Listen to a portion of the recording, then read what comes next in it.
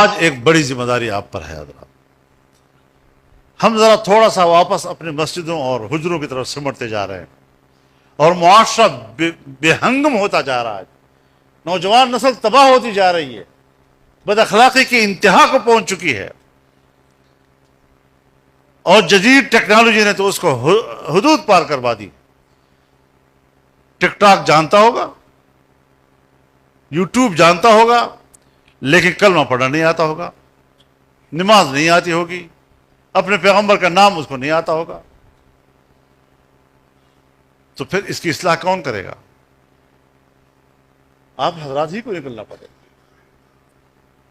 جو بے حیائی اور فحاشی اور بے ادبی اور گستاخیاں اس معاشرے کو سکھائی گئی ہیں، اس نے ہماری ایک نسل کو تباہ کر دیا.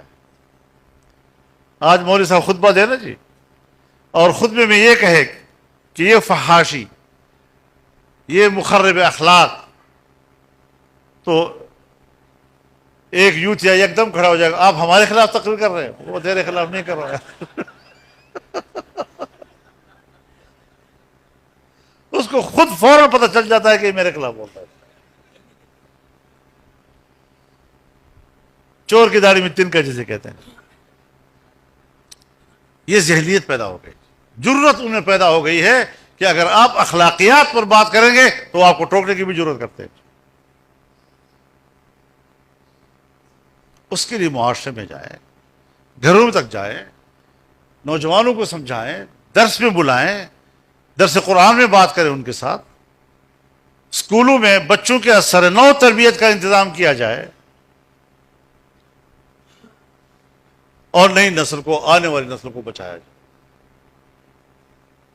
ورنہ یہ ناسور ہے، یہ معاشرے کو کھائے جا رہا ہے. معاشرہ دو چیزوں سے قائم ہوتا ہے ہمارا. ایک کہ آپ کے اندر ایمان ہے، مذہب ہے. دوسرا جو آپ کے اوپر چادر ہے وہ حیا کی، وہ تہذیب. تو اندر سے مذہب اور باہر سے تہذیب، اندر سے ایمان اور باہر سے حیا، یہ جس قوم سے چھن جائے پھر وہ اپنی آزادی برقرار نہیں رکھ سکتی، وہ غلام بن جاتا. آج سب سے بڑا مسئلہ آپ کو یہ درپیش ہے.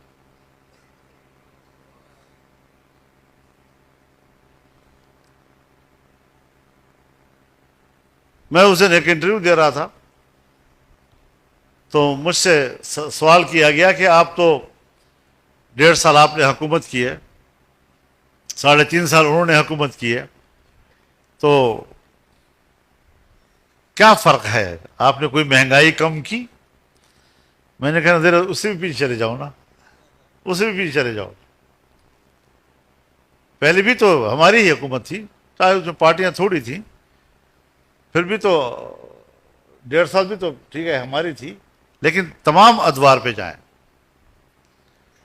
میں نے کہا 16-17 میں یا 17-18 میں ہم نے ملک کی معیشت کو دنیا کی معیشت کا 24واں معیشت بنایا.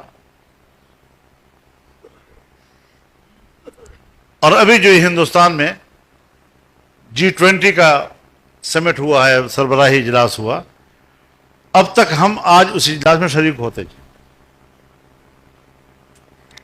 لیکن دنیا کی 24ویں معیشت کی بجائے اس گزشتہ 3.5 سالوں میں ہم 47ویں معیشت پہ آ گئے.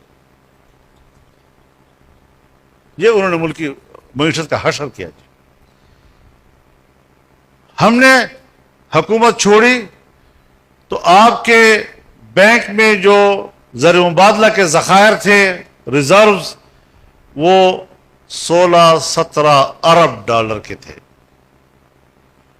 جب ان کی حکومت آئی 3.5 سال والی، تو ہمارے ذخائر 2 ارب پہ آ گئے. 2 ارب پہ کہاں گئے، کہاں لوٹے؟ اس کے باوجود یہ ایماندار اور باقی چور.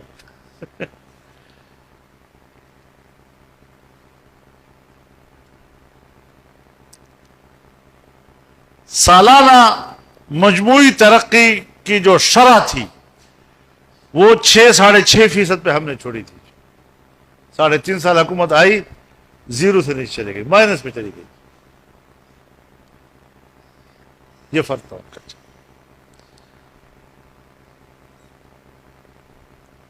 ہم نے کوئی معاہدے آئی ایم ایف کے ساتھ ملکی مفاد کے خلاف نہیں کیے. انہوں نے ملک کو گروی رکھ دیا ان کے ساتھ معاہدات کر کے, اسٹیٹ بینک ان کے حوالے کر دیا. یاد رکھیں آج اس وقت قیمتیں آپ کے کنٹرول میں نہیں ہیں, آئی ایم ایف کے کنٹرول میں. وہی اٹھاتے ہیں, وہی گراتے ہیں, وہی ٹیکس لگاتے ہیں, وہ بڑھاتے ہیں, وہی گھٹاتے ہیں. ہم بظاہر بیٹھے ہوتے ہیں, لگ تو ہم رہے ہیں کہ ہم کر رہے ہیں. اسٹیٹ بینک آپ کو جواب دہ نہیں ہے, نہ حکومت کو, نہ کابینہ کو, نہ پارلیمنٹ کو. براہ راست آئی ایم ایف کو جواب دہ. تو روپے کی قیمت پر آپ کا کیسے کنٹرول ہوگا؟ تھوڑے حالات بدلتے ہیں, اچھا ہو جاتا ہے, پھر اوپر جا جاتا ہے. جب گرتا ہے, تھوڑا سا ڈالر گر جاتا ہے تو ہم نے کیا, جب اوپر جاتا ہے تو کہا آئی ایم ایف نے کیا. تو معیشت آپ کی اختیار سے باہر نکال دی گئی. اب اس کو واپس کیسے لانا ہے؟